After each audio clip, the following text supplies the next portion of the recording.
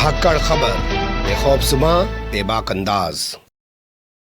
धाकड़ खबर में आपका स्वागत है। मैं आपके साथ हूं अकरम रईस खान। वैश्विक हलचल, जी हाँ, वैश्विक हलचल का वो ताजा बुलेटिन लेकर एक बार फिर से आपके सामने हाजिर हो चुके हैं, जिसमें हम बात करते हैं देश दुनिया ही नहीं, गाजा, फिलिस्तीन, इजराइल, ईरान, लेबनान, सीरिया और यूक्रेन की। और अब तो खास तौर पर बात करनी पड़ेगी रूस और यूक्रेन की, क्योंकि अब तो ट्रंप सीधे सीधे ज़ेलेंस्की को धमका रहे हैं और साफ लग रहा है कि वो अब उसकी नहीं सुनेंगे और वो खुद ही पुतिन के साथ बैठकर यूक्रेन का तिया पांचा कर डालेंगे। कैसे कैसे क्या घटनाक्रम सामने आया, हर पहलू पर करेंगे बात, क्योंकि हमारे साथ जुड़ने जा रहे हैं कृषिकांत जी यानी के जी, जो भारतीय वायुसेना के रिटायर्ड ऑफिसर हैं और जियो पॉलिटिक्स पर वाकई में अपनी पैनी और गहरी नजर रखते हैं।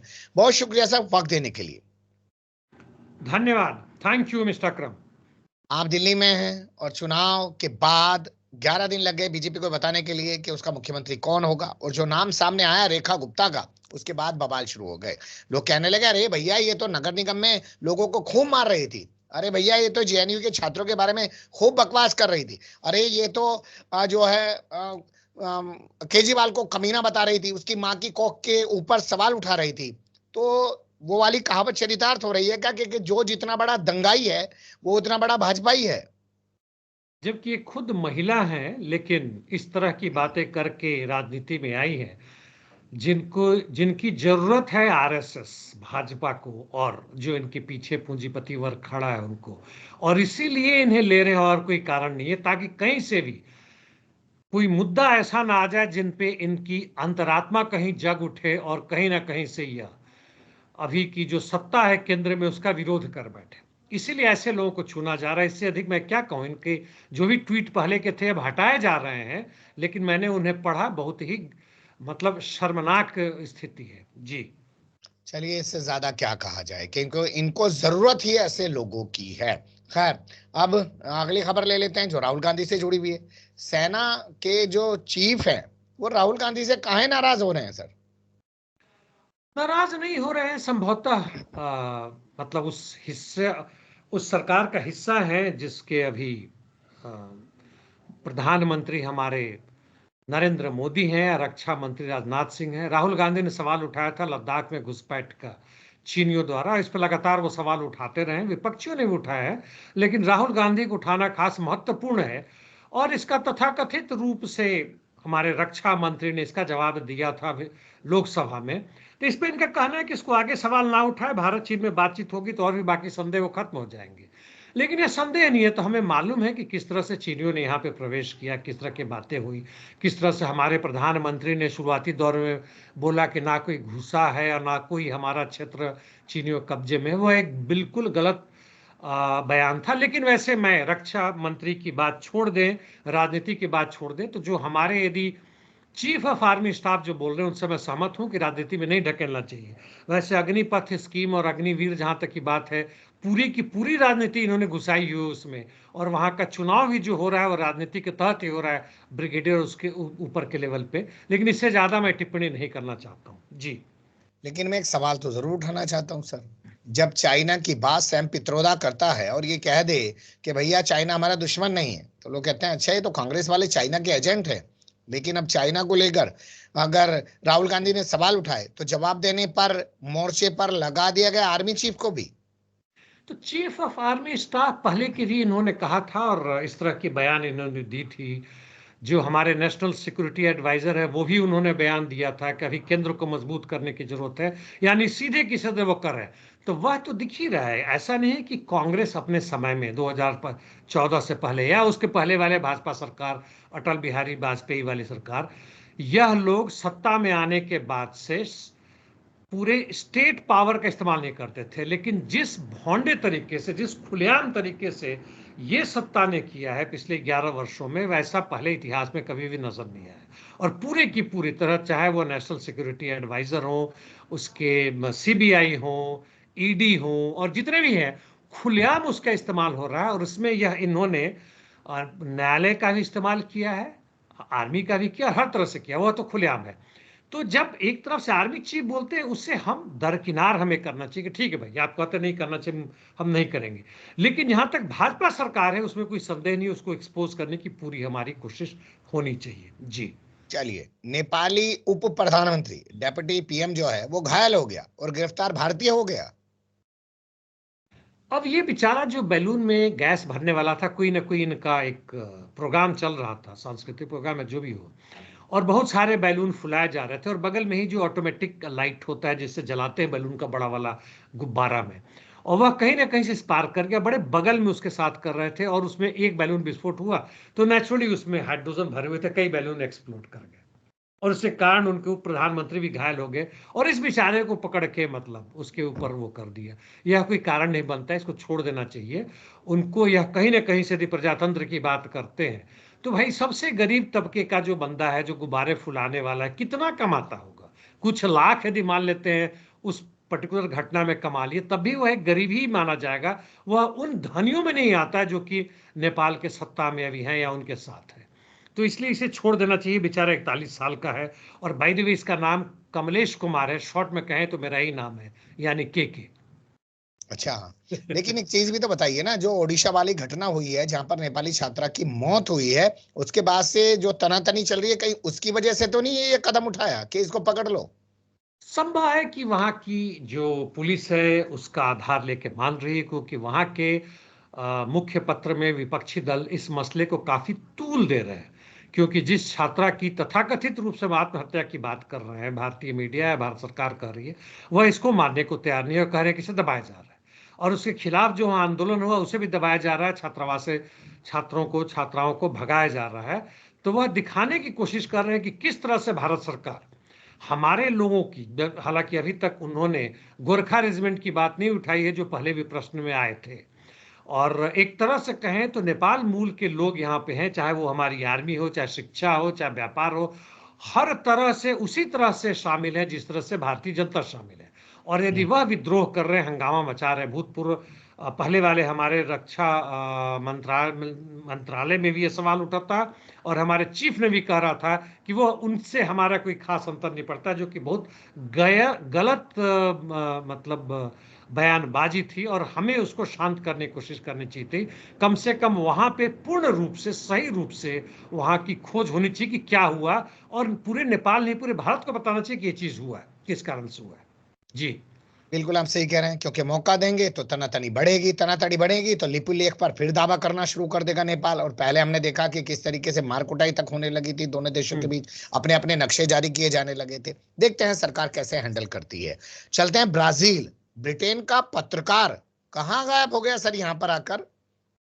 ये पता नहीं इनका, मैं भी पढ़ रहा था, शार्लोट पीट नामक महिला है, 32 वर्ष की है, हम्म। और इन्होंने मतलब एक हिस्से से दूसरे हिस्से में जाने की बात की थी 2 हफ्ते पहले।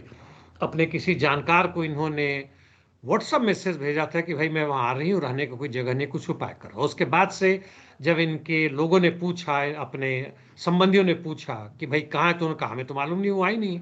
और तब हंगामा हुआ। तो वहाँ की पुलिस जहाँ तक है, चूंकि यह अंतर्राष्ट्रीय मामला बनता है और ब्रिटिश सरकार की भी इसमें हस्तक्षेप हो सकती है, इसलिए पूरी उनकी कोशिश है कि उनकी खबर करें। लेकिन लगता है कि कुछ न कुछ तो दुर्घटना हो ही गया है, नहीं तो ऐसे पत्रकार, महिला पत्रकार क्यों गायब हो जाएंगे, वो भी 2 हफ्ते के लिए? 1-2 दिन की बात होती तो समझ में आती थी। जी अगली खबर भी ब्राजील से है। ओपेक में कहाँ जाना चाह रहा है अभी ब्राजील सर? ओपेक में 2 तरह का मेंबरशिप है। एक तो वह है जो किसको ओरिजिनल मेंबर है, 12 मेंबर हैं, जिसमें मुख्य रूप से आपके मिडिल ईस्ट वाले कंट्रीज हैं, ईरान वगैरह जो भी है। उसके प्लस उसमें कहते हैं ओपेक प्लस, यानी वो लोग हैं जो कि ओपेक की पूरी तरह से मेंबर नहीं है, जिसमें रशिया भी है, लेकिन वह तेल के बहुत बड़े उत्पादक है। ओपेक का मसला मसला मतलब उसका आधार क्या है, उनका लक्ष्य क्या है? लक्ष्य ये है कि उनके तेलों की बिक्री जो है वह लगातार अनवरत रूप से जारी रहे, नंबर 1। नंबर 2, अधिक से अधिक पैसा मिले, यानी एक तरह का जी। कार्टेल है, मोनोपोली है। और यदि मान लीजिए कि हर कंट्री अपने मर्जी से उत्पादन बढ़ाता है मुनाफे के लिए, तब दाम दुनिया में घट जाएगा। नेचुरली जब सप्लाई बढ़ जाएगा तो उसका डिमांड के हिसाब से उसका दाम घट जाएगा, और इसलिए वो मोनोपोलाइज करते हैं। हालांकि ब्राजील के जो व्यापार मंत्री हैं या विदेश मंत्री, उनका कहना है कि हम उसमें ओपेक प्लस में शामिल हो रहे हैं, लेकिन हमारे ऊपर यह प्रतिबंध नहीं है कि हम कितना उत्पादन करें ना करें। मुख्य रूप से हम इंफॉर्मेशन के लिए जा रहे हैं, यानी अंदरूनी भाग होगा, लेकिन नेचुरली यह भी इसका हिस्सा होंगे। और पूरी तरह से इनको जब समझ में आएगा कि भैया अभी दाम घटाने की कोशिश अमेरिका कर रहा है या कोई अन्य देश कर रहे हैं या बढ़ रहा है, तो हम भी अपना उत्पादन कम कर देंगे, तो निश्चित रूप से उसका एक हिस्सा बन रहे हैं उस ओपेक का। और इनका कहना है कि हम इससे मिलके हम अपने यहाँ एम्प्लॉयमेंट बढ़ाएंगे। अब देखते हैं वो किस तरीके से होता है, हालांकि उसका कोई खास मतलब नहीं है। जो ओपेक के अंदर में ब्राजील की कंपनियां हैं उनका मुनाफा बढ़ेगा और कुछ नहीं होने वाला है जी। लेकिन ये ट्रंप के आने के बाद हो रहा है सर, और ये तब हो रहा है जब ट्रंप ये चाहते हैं कि अमेरिका के अलावा किसी का तेल ही ना बिके। तो ये छोटा घटनाक्रम तो है नहीं। नहीं, बिल्कुल नहीं है। वहां पे खासकर ब्राजील के जो प्रधानमंत्री हैं लूला, और तुरंत चुनाव जीतने के बाद से यह अमेरिका खुद गए थे और इनकी मीटिंग हुई थी बाइडेन से, और उसके बाद से कहते थे कि इन्होंने अपने देश को या वैसे लोगों के देश का जो एंटी अमेरिकन इंपेरियलिस्ट ग्रुप के थे उन्होंने धोखा दिया है। लेकिन कहीं ना कहीं से जहां व्यापार का मामला है, स्वतंत्रता इन्होंने कुछ दिखाने की कोशिश की है। साउथ अफ्रीका के साथ मिलके इसराइल के खिलाफ इन्होंने आवाज बुलंद की है, वो सब काम किया है। और यह मुझे साफ लगता है, जो आपने सवाल उठाया सही है, कि ट्रंप के लोग इनसे खुश नहीं होंगे कि भाई आप तेल के एक अधिकार पे अमेरिका से अलग कुछ कर रहे हैं जी। और ब्रिक्स का भी एक बड़ा हिस्सा है ब्राजील, और हमने देखा कि कैसे ब्रिक्स को तोड़ने की पूरी कोशिश कर डाली है ट्रंप ने। बिल्कुल सही बात है। ब्रिक्स में इंडिया का भले ही रोल है, वह तो मैं चाहूंगा कि इंडिया ब्रिक्स अलग ना हो, चाहे भले ही वो अमेरिका के खिलाफ जाना पड़े, भले ही विश्व गुरु का दर्जा ना दिया जाए, लेकिन भारत को याद रखना चाहिए कि जेलेंस्की के साथ हुआ, जिस पे हमने अभी कल या परसों बातें की थी, वह भारत के साथ भी हो सकता है। भले ही से वो धमकी दे रहे हैं, उसका नजर दिखना शुरू हो गया है। जिस तरीके से वहाँ यहाँ के जो टैरिफ पे बढ़ाने की बात हो रही स्टील वगैरह पे, और भारत अपनी टैरिफ कम कर रहा है, वहां से जो चीजें आयत होगी और मजबूरी में इसको दुगुना दाम पे तेल खरीदना होगा, तो भारत को पूरी कोशिश करनी चाहिए ब्राजील के साथ, रूस और चीन के साथ, क्योंकि फाउंडिंग मेंबर है, मजाक नहीं है। फाउंडिंग मेंबर पिछले दशकों से साथ रहा है, और अब उसके साथ अलग हो जाए अमेरिका के दबाव में, तो हमारे लिए बहुत ही खराब बात होगी जी। चलिए, हमने जिक्र किया जेलेंस्की का, तो रुक कर लेते हैं रूस और यूक्रेन जंग से जुड़ी हुई खबरों का। तानाशाह है, चुनाव जीत कर नहीं बैठा है, समझ ले बात को, वरना ये देश भी नहीं बच पाएगा। पता नहीं किस तरीके की भाषा का प्रयोग करते हुए ट्रंप ने सीधे सीधे जेलेंस्की को धमका डाला है। ये तक कह डाला है कि बाइडेन तेरी बांसुरी होगा, वो तेरे कहने पर बजता होगा, वो तुझे पैसा देता होगा, यूरोपीय यूनियन से ज्यादा पैसा इस जंग में हमारा लग चुका है, तू चाहता तो पहले ही जंग को रोक। ये भाषा क्या कहलाती है सर? यह भी कह दिया कि तो कॉमेडियन थे और यहाँ तक आ हाँ, गए हैं। तो हाँ, मतलब कुछ भी छोड़ा नहीं है। माँ बहन की गाली पॉलिटिक्स में नहीं देते हैं, तो नहीं हम्म, दिया है, लेकिन बाकी हर कुछ कह दिया है। और वह हम्म, भी सोशल मीडिया पे कह दिया है। और हम्म, इसके जगह पे क्या हो गया है, तो सोशल मीडिया पे ट्रंप के खिलाफ यहाँ तक कि ट्विटर पे भी आ गया है, ट्रंप नेशनल डिसग्रेस है। डिसग्रेस हम्म, यानी कि यह शर्मनाक चीज है। और पूरे यूक्रेनियन मीडिया में कहा जा रहा है कि यह जो है रूस के सामने कैपिचुलेट हो गए हैं, यानी उसके आगे गिर गए हैं और उन्होंने बिट्रेल कर दिया है, जो भी इतना हंगामा मचा है। लेकिन अब जेलेंस्की को यह नजर आने लग गया होगा कि भाई हमारे कूदने के दिन गए। और इसीलिए अभी मतलब इतना बता दूं, कारण क्यों हो रहा है इसके पहले, कि अब यूके और फ्रांस के चीफ, मतलब हेड जो है, प्रेसिडेंट और प्राइम मिनिस्टर जो है, वो हम्म, जा रहे हैं। जेलेंस्की भी आने वाले इसी महीने, अगले महीने आने वाले हैं। सऊदी अरेबिया भले ही जेलेंस्की ना गए। और जेलेंस्की ने यह कह दिया था कि भाई आप जो कह रहे हैं कि हमारे 4% है, तो हमारा अपना जो है आंकड़न है कि 57% हमारे साथ है। लेकिन जेलेंस्की ने झूठ बोला है। और हम्म, यह भी कह दिया है कि यूक्रेन जो है वेस्टर्न कंट्रीज के साथ मिलकर हम जीत सकते हैं, अभी भी रशिया को हरा सकते हैं। और हम्म, इस पे जो महत्वपूर्ण बात है, जितना आपने कहा वो सब कहा, लेकिन सबसे महत्वपूर्ण बात है जिसके लिए मैं ट्रंप को समर्थन करूंगा, मैं कहीं से भी ट्रंप का समर्थक नहीं हूं, वह इंपेरियलिस्ट पावर का ही एक मुखौटा है, नए हम्म, तरीके से आया है। लेकिन ट्रंप ने यह कहा है कि तीसरे विश्व युद्ध की तरफ हम बढ़ रहे थे, हम्म, ऐसा नहीं कि अभी हम हट गए हैं, जो कि मैं बार बार कहता रहा हूं, आपको याद होगा। और बिल्कुल, बिल्कुल। उसको मैं रोकने की कोशिश कर रहा हूं। तो ट्रंप और उसके जो बाकी पूंजीपति वर्ग है, जिसमें एलॉन मस्क है, वह चाहते हैं कि जितना भी करो, लेकिन रूस के सामने, और अभी जो उनका अंदरूनी बात हुआ सऊदी अरेबिया में, गुपचुप रूप से भी कुछ बातें हुई है, 3 साढ़े 3 घंटे में वो लोग केवल ठहाका नहीं मार रहे होंगे, हम्म। और उसमें ये बातें हुई हैं, और जहां पे इन्होंने कहा है कि मेरी पूरी कोशिश होगी, ट्रंप ने, कि थर्ड वर्ल्ड वॉर को रोको। थर्ड वर्ल्ड वॉर रोकने का मतलब है कि यूक्रेन को अब कंट्रोल करो। और उन्होंने साफ साफ यह भी जेलेंस्की को कहा है कि जो तुम्हारे पास बचा हुआ भी उसको रोकने की कोशिश करो, नहीं तो तुम कहीं के भी राष्ट्रपति नहीं रहोगे, क्योंकि पूरा यूक्रेन अब खत्म होने वाला है। ठीक क्योंकि है। उन्हें लग रहा है कि अब रशिया पूरी की पूरी ऐसे भी पावर लगाना शुरू करेगा। जी। ठीक है। मेरे कुछ सवाल हैं पर सर, पहला सवाल तो मेरा यही है कि वहां जब युद्ध चल रहा है तो चुनाव तो हो नहीं सकता था, और चुनाव नहीं हुआ, वो तो उसे तानाशाह कह दोगे? चुनाव नहीं हुआ तो यह मैं पहले भी बता चुका हूं कि तुम्हारे संविधान के हिसाब, यानी यूक्रेन के संविधान के हिसाब से, अब जेलेंस्की राष्ट्रपति नहीं रह सकते थे मई 2024 के बाद से। अब वहां के पार्लियामेंट के जो प्रमुख हैं, स्पीकर हैं, उनके हाथ में सत्ता जाती, और वह चलाते बाकी लोगों के साथ मिलकर, उनकी जुडिशरी, उनके बाकी पार्लियामेंटेरियन के साथ, और सिक्योरिटी फोर्सेस, आर्म फोर्सेस के साथ, तब तक जब तक कि चुनाव ना हो। और यह साफ साफ लिखा हुआ है। तो जेलेंस्की राष्ट्रपति कैसे बनते? और इसीलिए बने हुए क्योंकि बाइडेन और दूसरे लोगों ने किया है। और इस सब के साथ थर्ड वर्ल्ड वॉर को रोकने की कोशिश कर, जहां तक ट्रंप की बात है, वह बाइडेन से बहुत नफरत करते हैं, उनसे बदला लेना चाहते हैं। तो पुराने जितने भी बाइडेन और उनकी चीज, उनको नेस्तानाबूद करने के लिए अब इस हद तक आ गए हैं कि वह तैयार हैं कि वह अब पुतिन के साथ मिलकर, भले ही उनके अगेंस्ट में जो भी कहा जाए, और इस ट्रंप को हाशिए पर लाया जाए। जी। यहूदियों के आगे नतमस्तक रहने वाला अमेरिका, ये यहूदी है जेलेंस्की, उसके खिलाफ क्यों है? या सिर्फ इजराइल के जो यहूदी हैं, जायोनिस्ट हैं, वही अमेरिका को प्यारे हैं, या इसके अलावा दूसरे देशों में जैसे मैक्सिको में भी जो महिला राष्ट्रपति हैं वो भी यहूदी बताई जाती हैं, उन सब के खिलाफ है अमेरिका? अमेरिका किसी के ना पक्ष में है ना किसी के खिलाफ है। उसका धंधा, उसका बिजनेस, और पूरे वर्ल्ड के ऊपर हेजेमनी कंट्रोल।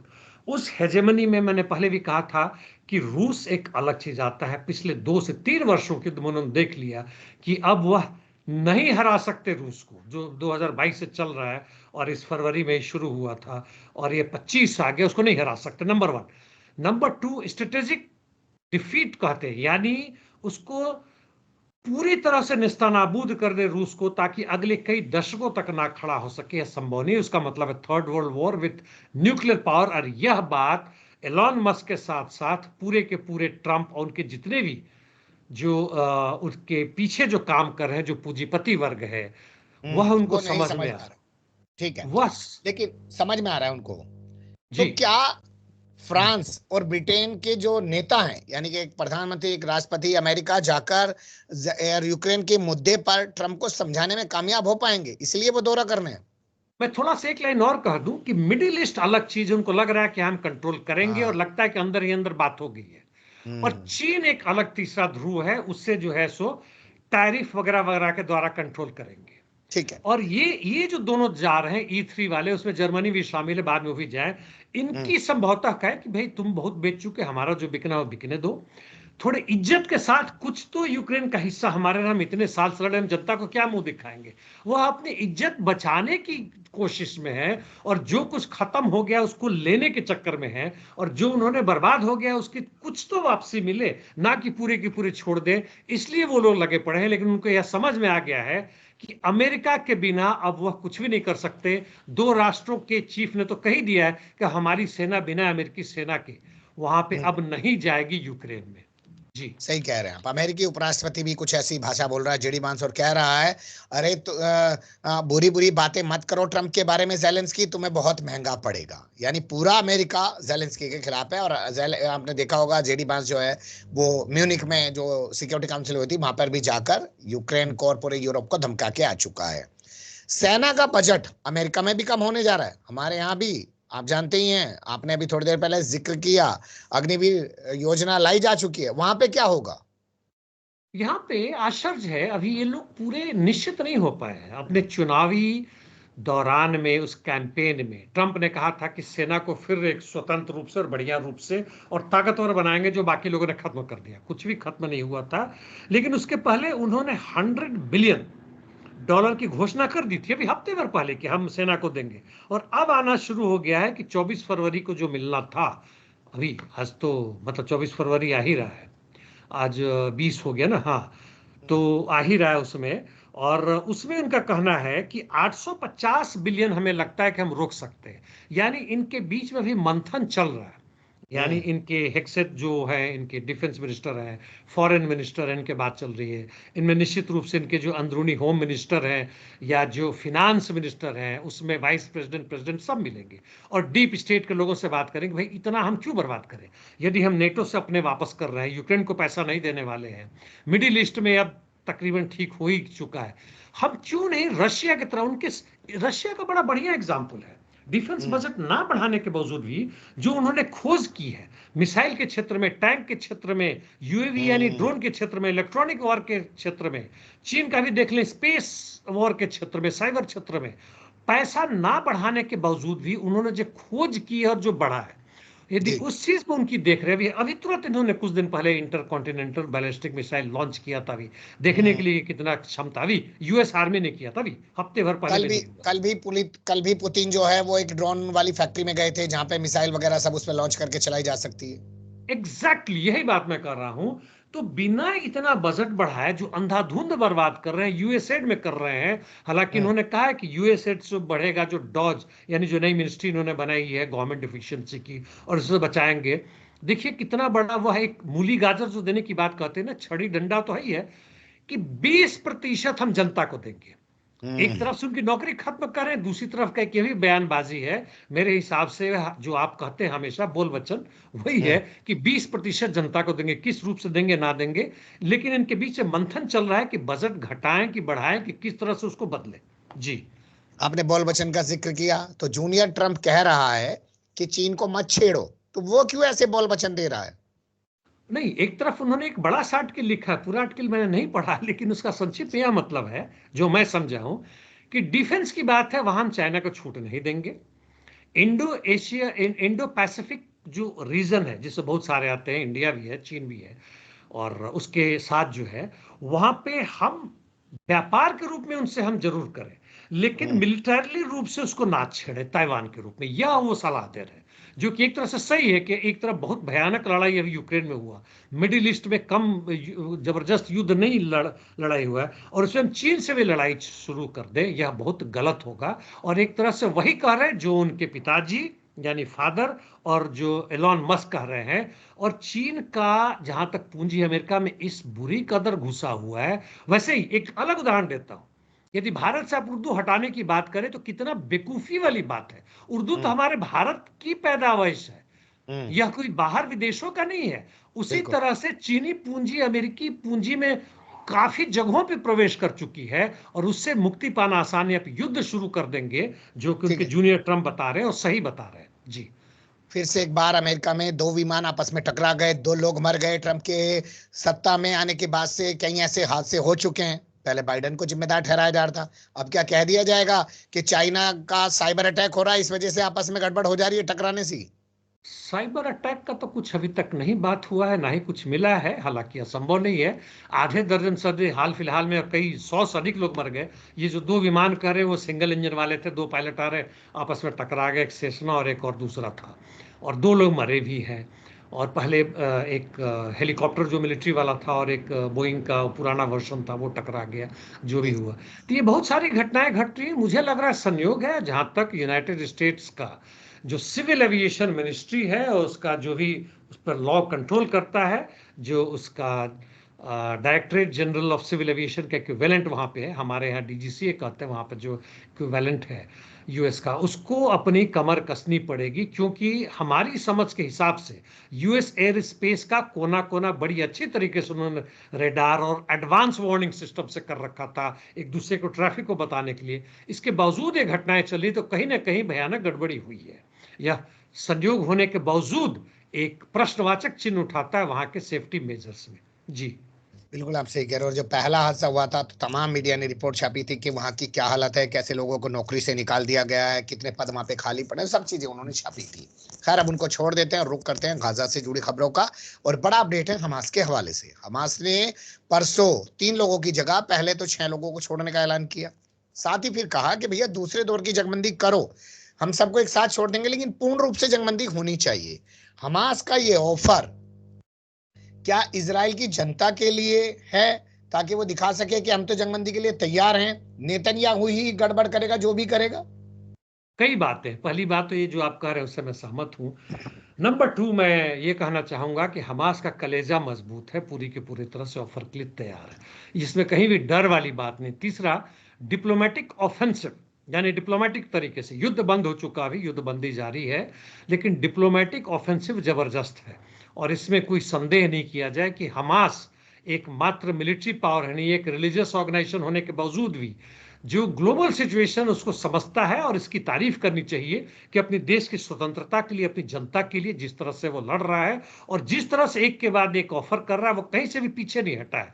यहाँ पे हमास और जो तालिबानी फोर्सेज है बहुत अंतर है, यदि तालिबानियों को भी सीखना चाहिए हमास से, हिजबुल्लाह से। हुतीस का मैं उदाहरण नहीं दे रहा हूं, हालांकि उनका भी सहयोग बड़ा जबरदस्त है।